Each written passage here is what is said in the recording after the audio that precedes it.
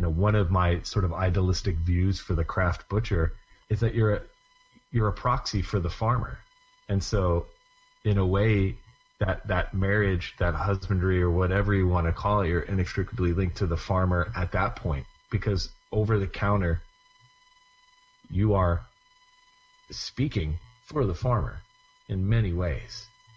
When you're asked how that animal's raised and what their diet is and where did you get it from and all those questions, right? That's just you relaying information that you gained from those farmers that put years into developing their practices. I think that's it's definitely a marriage. That's a really great way of looking at it. I've always felt that the butcher is the proxy for the farmer. Hey folks, Ryan O'Hearn here on Instagram at Gather and Break. And this is the final part 3 of my recent conversation with Brian Mayer. Hopefully you had a chance to listen to part 1 and part 2 of this interview series that were released over the past month on this here podcast. Part 3 is my favorite part of this dialogue. I personally really enjoyed this portion. We cover quite a bit of terrain here in part 3, and if you are able to listen to the full hour, please send us your feedback. We'd love to hear your thoughts on the diversity of subjects that me and Brian cover. 3 minutes in, we talk about the democratization of food as a goal. We talk about the goal of increasing access to good food, and we mention a variety of non-traditional distribution models that could potentially help solve the riddle of increasing public access to good quality, affordable food and meats. We talk about Amazon as food distributor. We talk about small co-op style farmer-owned business models.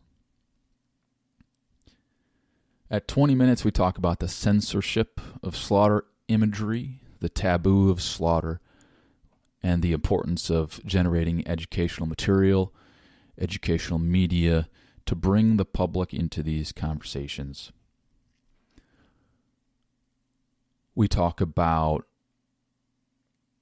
radical vegans. We dive into some particulars about how we as a society are conditioned to deal with or not deal with the processes of human death.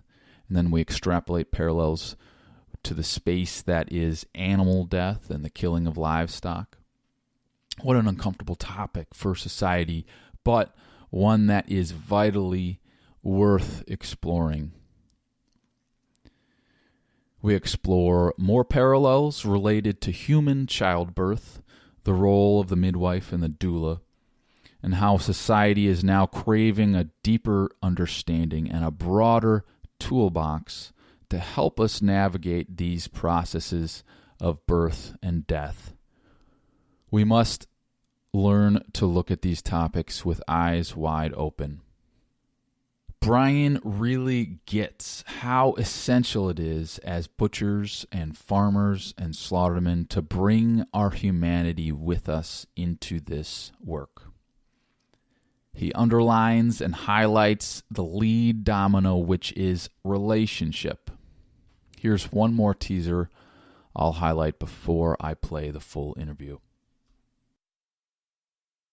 That potential for bad actors to exist is greatly reduced when you have that type of relationship between processor and farmer and butcher and processor and, Straight from the horse's mouth. This is the science and poetry of Butcher Block banter with the indispensable Brian Mayer. Please enjoy. I hope you will. Once again, Brian can be reached at Brian D. Mayer on Instagram. As I get older, I've become more aware of there is a skill set surrounding how to capture an audience, and I grow to appreciate that more. And as we're talking about finding platforms to influence the community with our ideals, to bring our values and ideals to the table and to influence the community. If we have no audience, then we're not making much of an impact. And so it is an important part of the conversation to recognize the skill set involved in maybe it's the making things sexy skill set. It's the right. It's like how to craft an image and craft a brand, right? Attracting people to this sort of thing through creating a social media presence that is attractive to a larger segment of people. I think there's some validity there, right? Because I would like to think that we're all sort of in this for the same reasons, and the reasons are because we really care about what we're doing. We care about helping farmers, and we also care about consumers, and we care that people have healthy food to eat and or have the ability to make informed decisions on those things. And how do we reach people nowadays? We don't have to play by traditional media standards, right? We don't have to buy ads on television or place them in newspapers and magazines. We can go right to the source. We can go, peer-to-peer, Instagram, Facebook, Snapchat, whatever your platform is, all the stuff that exists that I don't know about, right? And that's power. That's an equalizer, right? That democratizes things, and I think there's some power in that. I had, and I probably a lot of my colleagues didn't share the same, my feelings, when Amazon came in and bought Whole Foods, but I really thought that there was this moment where we could seriously democratize food, and that we really gave a shit about what we were doing. And it really wasn't just about us and our likes and our own visibility, but we were doing this for that, because there's nothing wrong with that. Like, there's nothing wrong with you doing something and putting it out there and people going like, yeah, that's cool, I like that. That's wonderful. That makes you feel good, and that makes everybody feel good. That's great. But, again, my own personal thing is that I hope that there's more to it than that, and that more to it would be democratization of food and how we can increase that access. So Amazon, they'll increase access of everything, right? Obviously, there's some negatives built into that, as we all know. And who knows how that's going to happen? I don't know how that's going to shake out. I have no idea. But, I don't know. If you're talking about people becoming more aware of access to good food and access to a craft through social media, it's hard for me to sort of look at that as a negative, even though you and I both know that there are people out there that just care about their visibility, that have probably very little to add to the conversation at this point, right? Right. Yeah. There's a game that I think it's important to recognize it as such. The public-facing persona, the public-facing brand, the fact that a big corporation might try to imitate what could have been a trend that just remained in a small subsection of the population, a small subculture of people interested in a certain thing, to see it capture the attention not only of the mainstream public, but also to see it capture the attention of the big bucks corporate players. Right? Do you think it's by accident that when you walk into a Whole Foods, their butcher department in some instances looks like a craft butcher shop, right? Like there's windows and you can see hanging sides of meat and a dry aged cake, right? That's by design. And that's because of the work I think that we've all done, right? Wouldn't you think so? Like the work you do, I do, all our colleagues do, right? That's because of that. They took notice. Yeah. And they know that's what consumers want. Now, whether that message is wrapped up in a bunch of bullshit, or whether there's genuine transparency and and what we would consider good work behind that, that's to be determined. There is some, right? Like, by me, you can walk into a Whole Foods and you can see White Oak Pastures beef in a case. And that makes me happy. That's a good thing, you know? Yeah. And I think that's all because of social media, or a large part to do with that. Yeah. These corporations are no dummies, is what you're saying. I mean, they have very intelligent people who are looking at what the consumer wants and what is appealing to the consumer. So yeah, that Whole Foods meat shop that you're describing, right, is right. It's not by accident. It's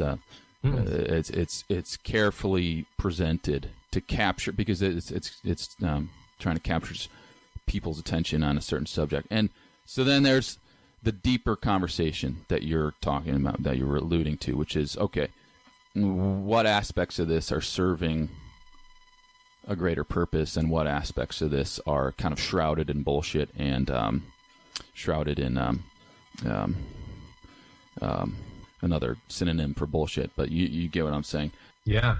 Well, here's the thing, we'll go, and I just keep going back to the Amazon well, and I'm sorry, but like, there's a big push to move Snap into the digital realm, meaning that you can purchase food that you could normally purchase in person through an electronic transmission. So that means that you would be able to participate in food delivery services, raw, not cooked, right? And so for what that means, on the East Coast, we have companies like Fresh Direct. You've got a lot of the big grocery chains have their own delivery stuff, right? There's just like Peapod and Instacart and all these things, and obviously Prime Now, right? That's like the big Amazon thing to get you your groceries. I mean, imagine what that would mean for a family, a single parent family, a full thing, both parents in the house, whatever that is, working, not having the time to actually go to the grocery store, but like not even like not having the time. How about the redistribution of that time? How about like, I don't know, like if they're just a couple, how about they spend more time together and not have to worry about going to the supermarket, or like they spend more time with their kids, helping their kids do homework or something like that, all because like now, because a huge monolithic, to some evil corporation, got into the food distribution game, lobbied Congress, and now you can use SNAP benefits online. It's really complicated, right? Yeah. And not only can they use those SNAP benefits online, but they can buy some grass-fed beef and pasture chickens, hopefully. Right. It's hard to really look at the negative of that. Right. I don't know how you shit on that. You totally. Other than like, I know how you do it. Yeah. Right. And that's the how we've got to approach it. And I'll say that, but that doesn't mean that there's no need for craft butcher shops and niche butcher shops and artisans and all that. No, there's always a need. In fact, I would argue that both of those ensure the existence of each other, right? Because you have to have that yin and yang. You have to have that balance, right? Because for many people, that's not the answer, going to Whole Foods. For many people, as people that live in certain dense urban communities, for sure, and certain people of a certain financial means, going to that shop, be it a butcher shop or a cheese shop, a baker, whatever it is, that's really important to them. And mind you, like I'm talking about here in the States or many parts of the world, that's never not been a thing, Yeah. And you're right. In other regions.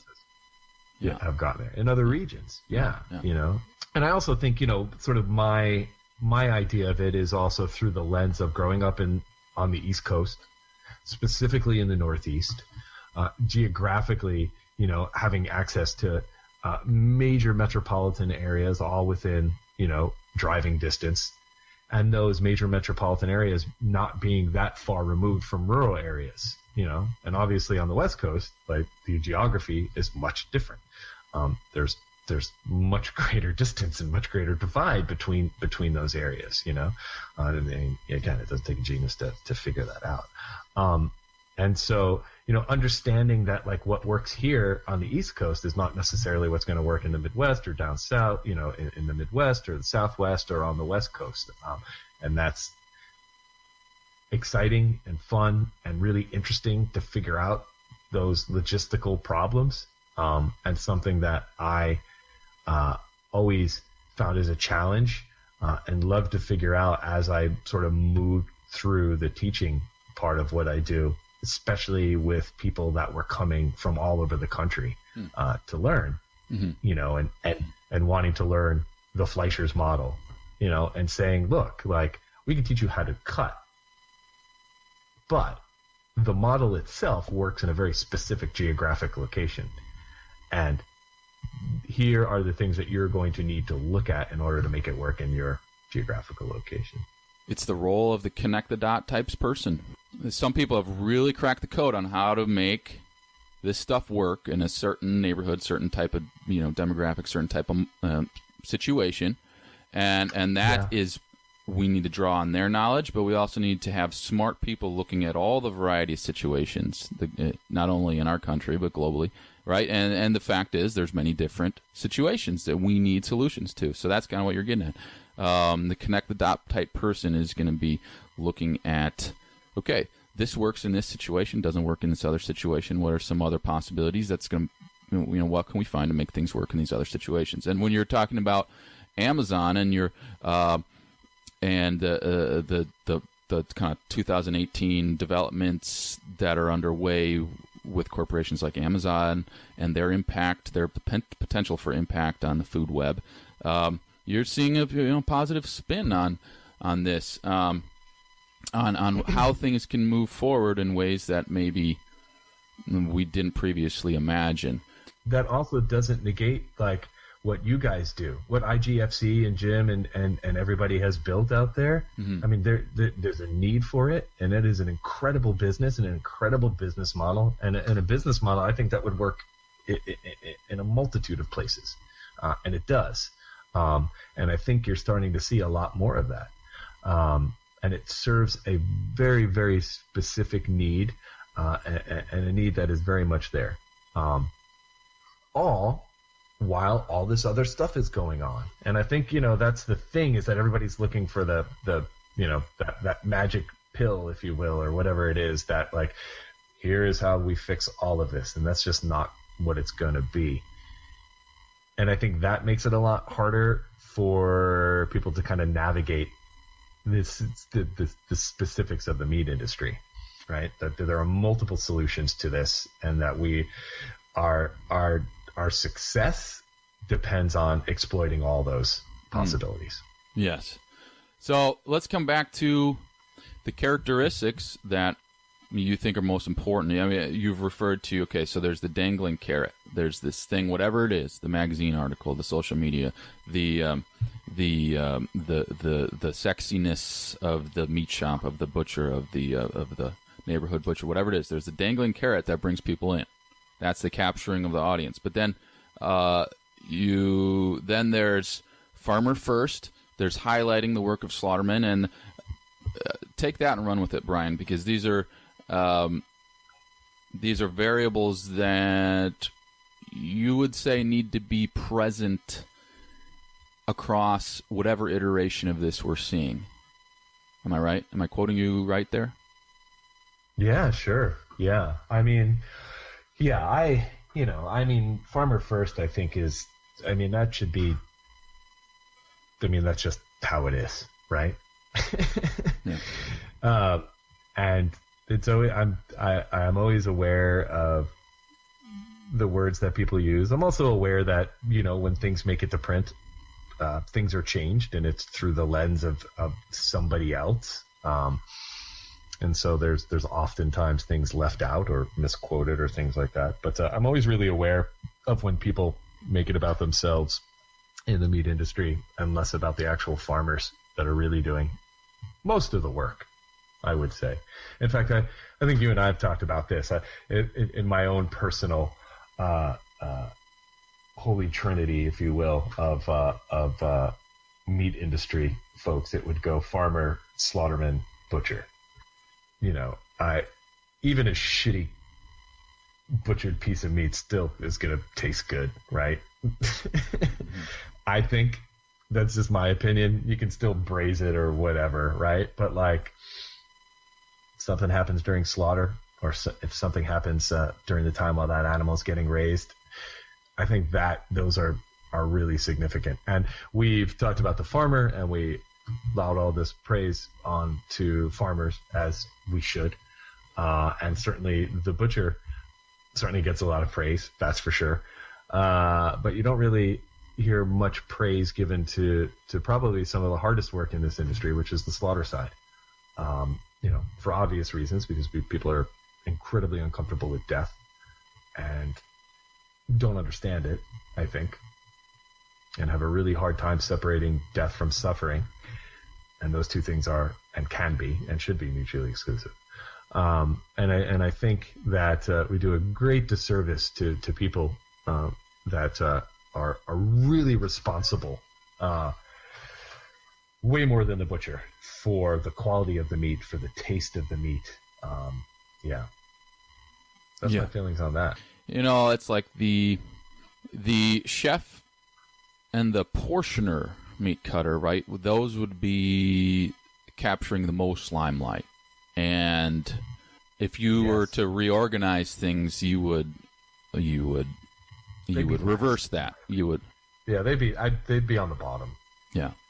And that's not to say that what they do doesn't have a service or a value, and that it shouldn't be recognized. It's just my feeling that like farmers and slaughtermen, really, like, they are largely responsible for the quality of that product.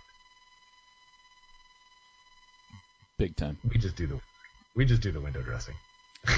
Exactly. Well, now because we participate on in all factions of the process. But yeah. So again, here you go. Like, and this might be a good segue into start talking more about social media. And so I've always had a very uncomfortable relationship with social media. There isn't a day that goes by that I don't think about like, I'm deleting everything. And then I get a message from somebody or from a group or from a company or something like that. So again, the positives of that, and the ability to manage my expectations of what social media is and how I use it, and how that's okay. I use it the way that I use it, and not everybody's going to use it that same way. I'm not the social media police. But look at all the exposure that you, David, Travis, Matt Ochoa. Yeah, Rocky Red 86. Yeah.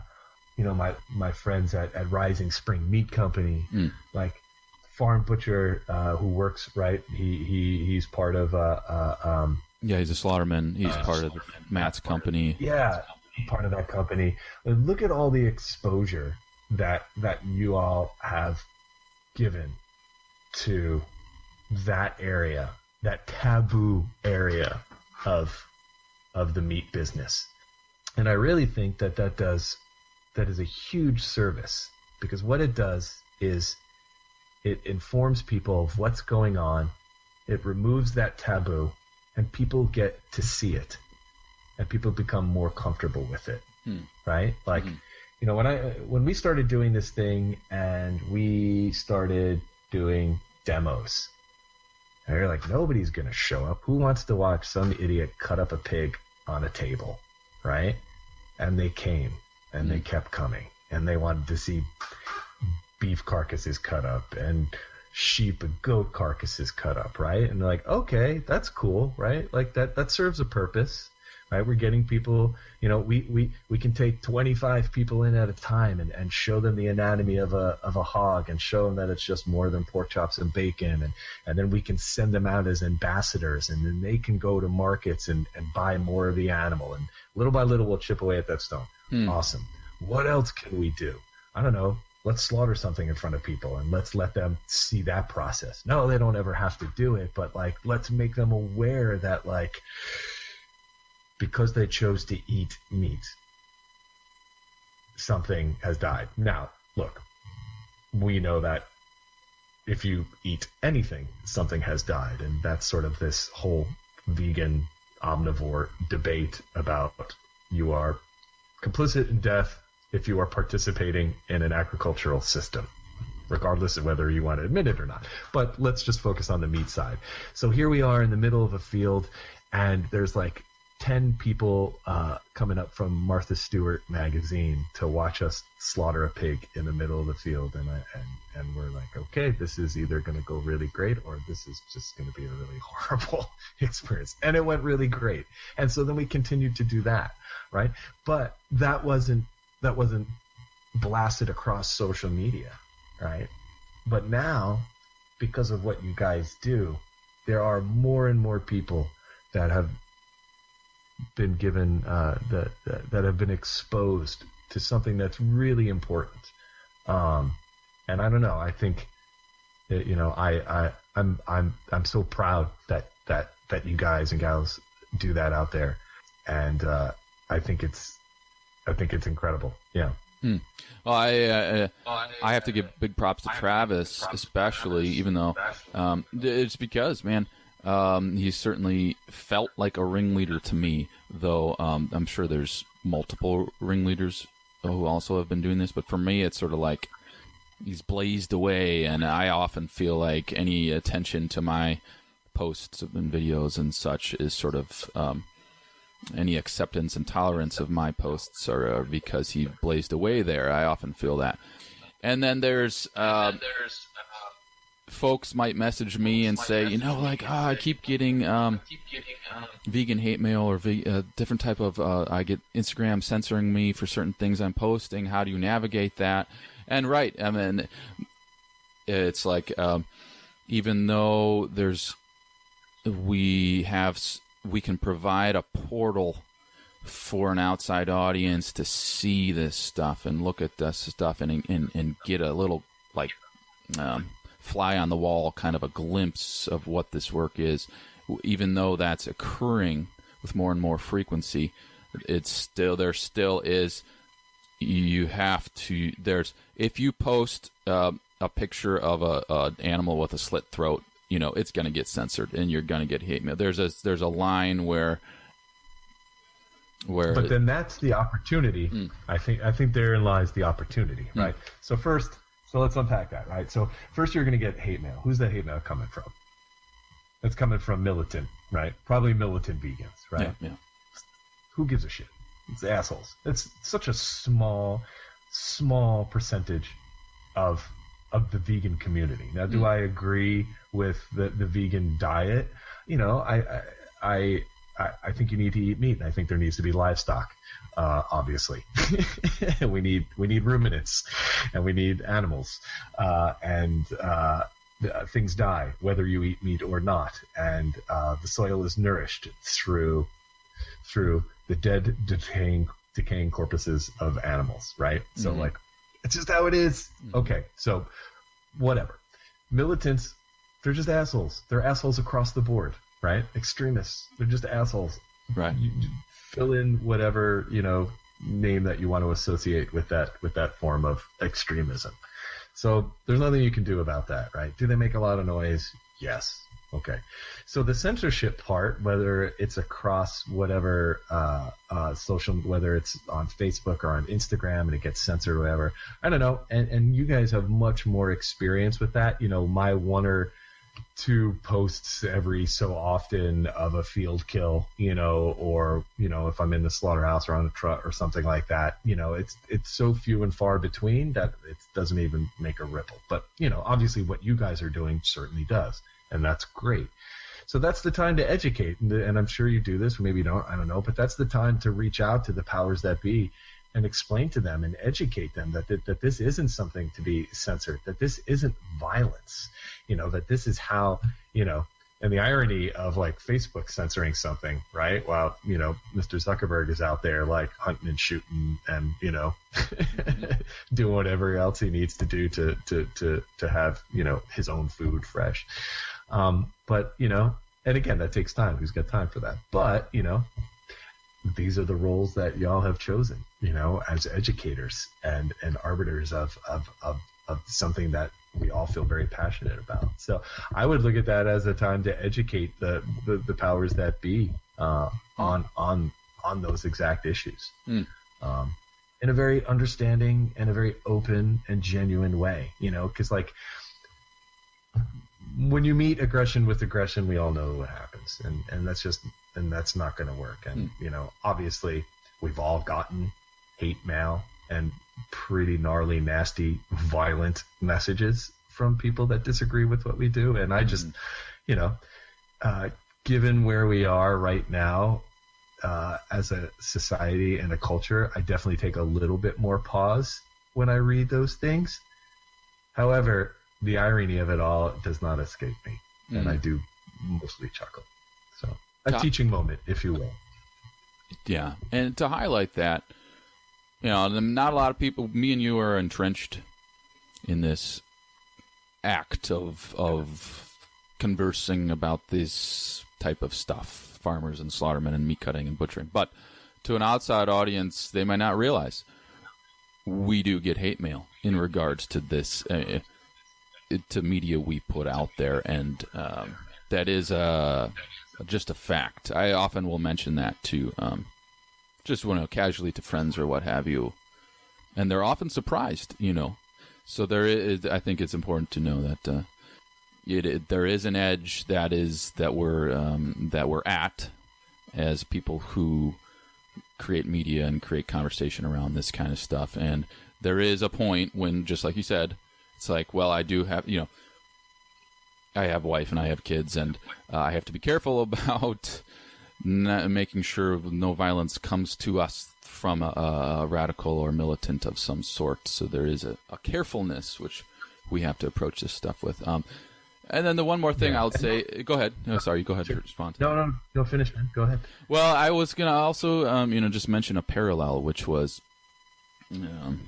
as you're talking about censorship and the teachable moment that provides, the midwifery and birthing and doula community on social media has had some breakthroughs with censorship. They were just able to, several months ago, get a Instagram stop censoring birth a motion passed through, and I may be among a select few that sees parallels between the birthing media creating community and the butcher slaughterman media creating community. But along with being a butcher and meat cutter, I'm also like a birth enthusiast. And the thing that talked about this, didn't I? Yeah, the thing is, what is birth? Birth is bodies, and it's blood, and it's graphic, and it's so real. You know what I mean? And that's the thing about slaughter work, right? It's so uncomfortable, and it's because of how real, the magnitude of it, and the way that it impacts all of us is so real, yet very taboo.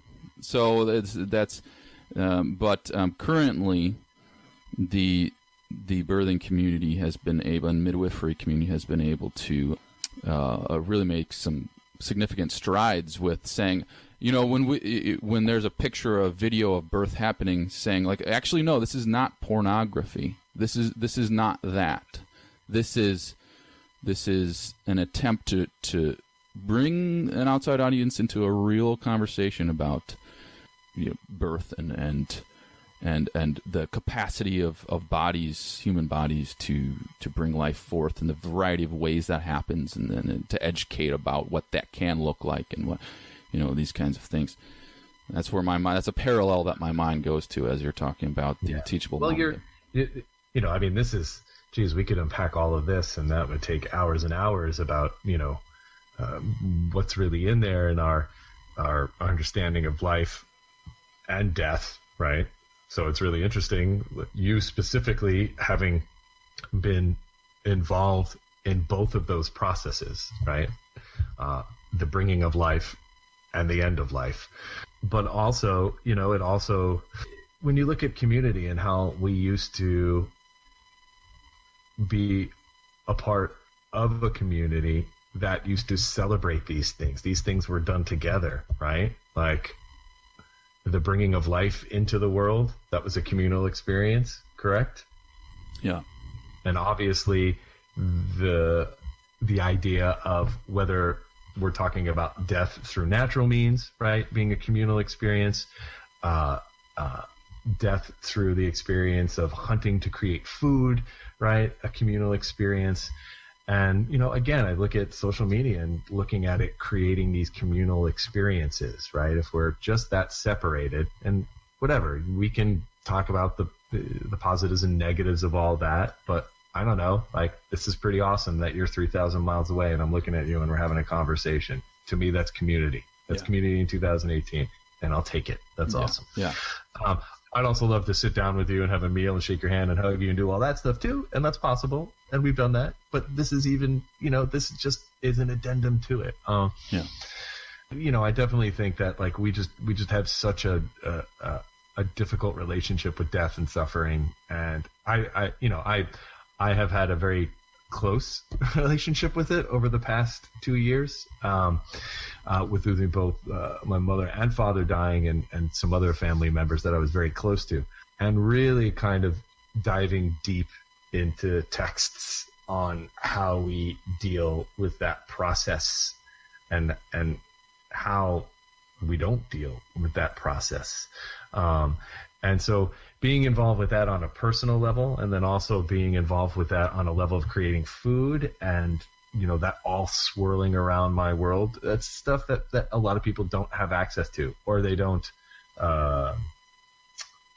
allow themselves to draw parallels or have an understanding in terms of what those experiences mean, and how they relate to them, I guess. Because I think a lot of the detractors of what we do equate it with suffering. And I would say that's the farthest thing from what we do. And the first thing on our mind when we go into doing what we do, like clearly on the slaughter side. Yeah. Not that does not exist in our industry, because we know it does. There are bad actors everywhere. And so, again, I say what you guys do is show that side of things, how it can be. And not in an idealistic sort of way, but in a very real world way. Here are the multitude of ways that this occurs in the best possible scenarios. And I think that's really important. Yeah, it's almost like, it's like saying, it's having some compassion for society a little bit, and being like, society is the way it is. Death, birth, etc. This is uncomfortable for us to look at. Human death, uncomfortable. I understand why that is. Animal death, uncomfortable. I understand. I can have empathy with why that is. That it's uncomfortable for people to look at this, uncomfortable for people to talk about this. That does not mean that we. But with that said, that does not mean that we shouldn't look at it and we shouldn't talk about it, because we certainly are not going to make this better for ourselves and easier if we're not getting into the nitty-gritty of the complex conversation that it is. And that's important. It's like human death. Clearly, that's very complex. But the only way we can sort of ease the difficulty is by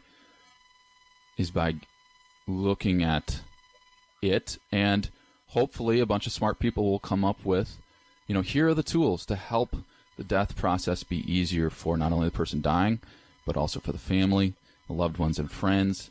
Here are some tools that and we're not going to find those tools as a society if we are avoiding it. Right? Which is what I think a lot of the people that detract from what we do, I think for them, certainly the militant side, right? And they're like, I'll lump that into the militant category, because there are people that choose to have specific diets that are different from ours, that are reasonable human beings that understand. It's just a choice that they feel they need to make, which is fine. On the militant side, though, there's that disconnect, and the hope is, like you said, to somehow bridge that divide and somehow educate where that disconnect is. Yeah. Whew. It's good stuff, Brian. We got heavy. Yeah. We went from, posting on social media and followers to death to, geez, everything. Wow. Yeah. Yeah. It's like, that, I think that part of it, heats me up, not in an angry way, but like, I think I feel the emotion of it when we start kind of like, getting into, some of that stuff. It's so real, human death and its relation to animal death and how we as a society deal with this and how we personally, individually deal with it. It's so real. It's so tangible for all of us, And it all is, and oh man, yeah. I mean, it may be hokey. I don't care, but so when I do work with the James Beard folks, it will entail a slaughter for a group of chefs who, for the most part, have never seen that. And I always read a poem before the slaughter. And I'll take them through the process and discuss with them what's about to happen. So first I'll do it from a very science-based perspective, just for things that they see, that if you don't understand the science behind it, you might get a little freaked out.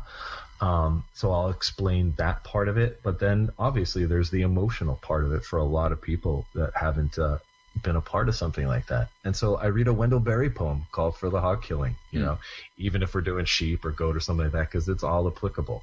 And I mean, Wendell Berry is an amazing human being. And the poem is super powerful. And no, I don't expect anybody to do that.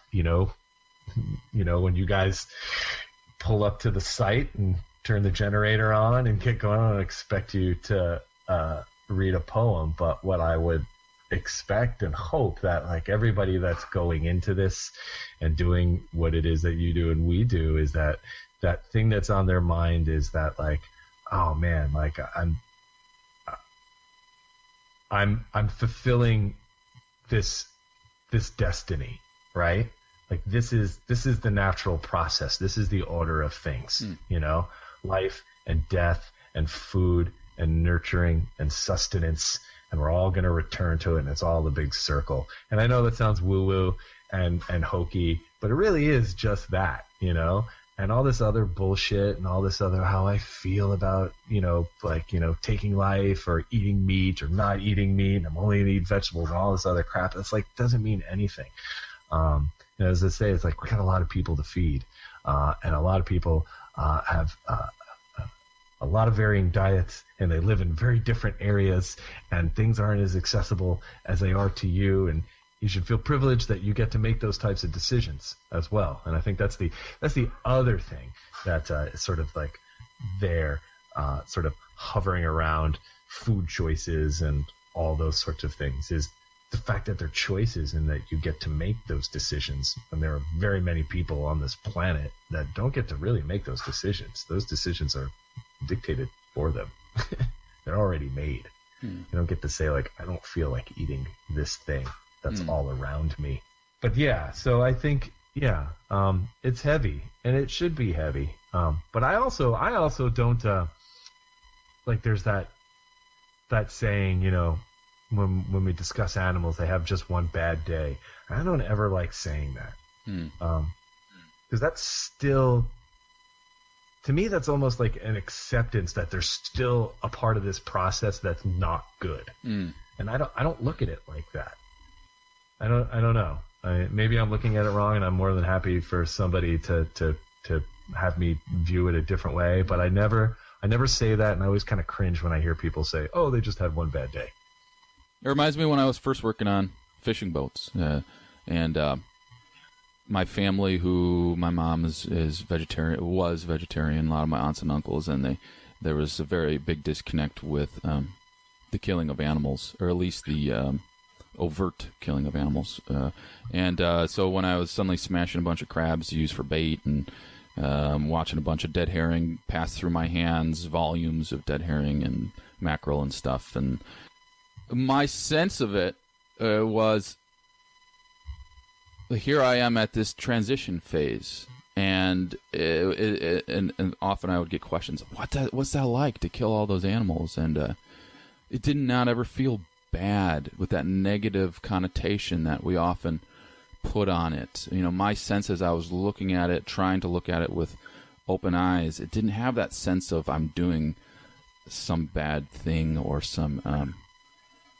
thing I needed to feel remorse about. It felt caused me to step back and look at a much bigger picture, and it felt very as it should be in a certain way.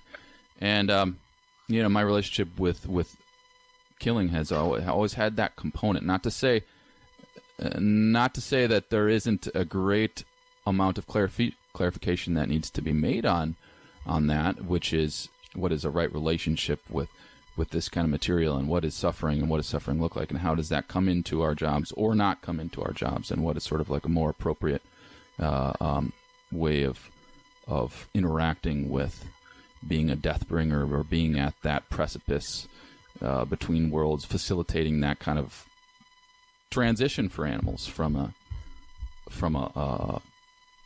being in the animal body to, I don't know. It's hard to not bring in a spiritual component to this moment, which I will certainly not.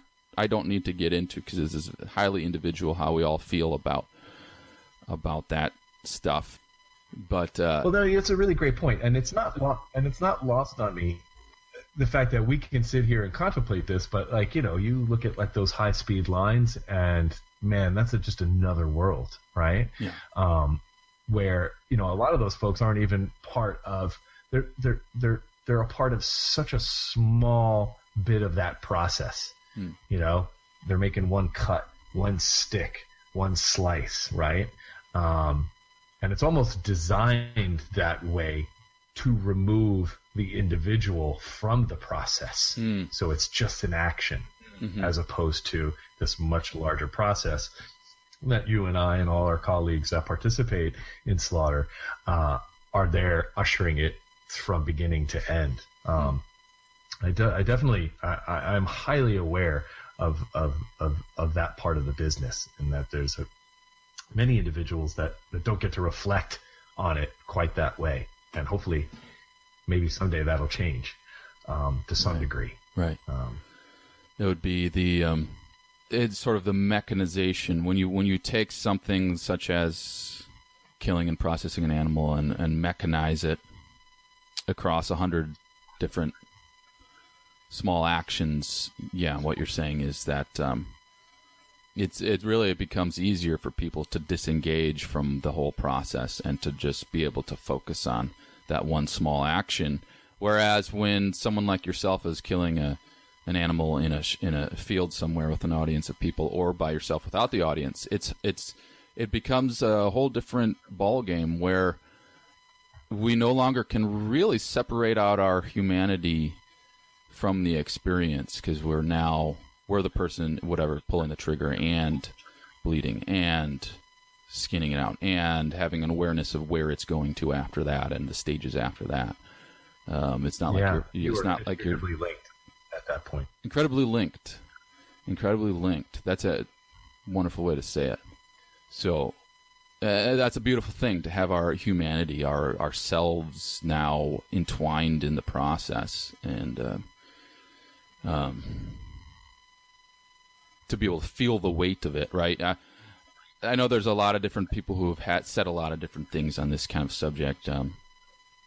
My old boss, Craig Haney at Stone Barns, who's no longer there, he used to talk about the word husbandry and the way he felt about that, as he's literally a husband and a marriage relationship, an agreement of some sort with these animals, very intertwined, very, very took that what his agreement as along the terms that he saw them, his agreement he took very seriously, and he felt the weight of it as one would in a married, intimate relationship. Those are the kind of things you make me think of when you refer to the one bad day phrase that people say, and how you don't really see it that way. But it's interesting that the use of the word husbandry, and through husbandry, marriage, and the marriage that he felt with those animals, it's all tied back to then, coming all the way back to sort of where we may have started off. I even forget at this point, but one of my sort of idealistic views for the craft butcher that I think for many hopefully still exists is that you're a proxy for the farmer.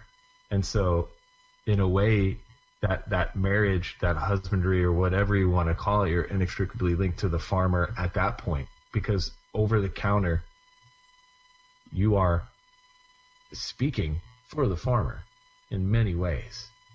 When you're asked how that animal's raised and what their diet is and where did you get it from and all those questions, right? That's just you relaying information that you gained from those farmers that put years into developing their practices. I think that's it's definitely a marriage. That's a really great way of looking at it. I've always felt that the butcher is the proxy for the farmer. Obviously now farmers have gained, and rightfully so, a lot more notoriety, and they're out there speaking and they're more visible. But let's be honest, farming is a 24-hour a day, 7-day a week job, and so there's not a lot of time for interviews and photo shoots and Instagramming and things like that. And so damn, if a butcher can do it and be supportive and bring notoriety, go for it, Yeah, I like that, man. No, as beautifully said. It's like, and it's hard to exclude the humanity piece. It's like when that butcher is feeling linked, feeling married, feeling some sense of relationship with that farmer, then it's an empowering kind of human feeling where now you're able to, and you have the motivation, you have the bandwidth and the sort of the impetus to be the proxy for that farmer. And then, but what if we're so disconnected from, if we're so doing that one cutting motion, and we're not looking at the farmer and shaking their hands. And now I'm just talking about as sort of folks who are in the industry. If we're then it's hard to feel that connection in that marriage with the farmer. That reminds me of that in talking to Jeff Senger about this exact thing.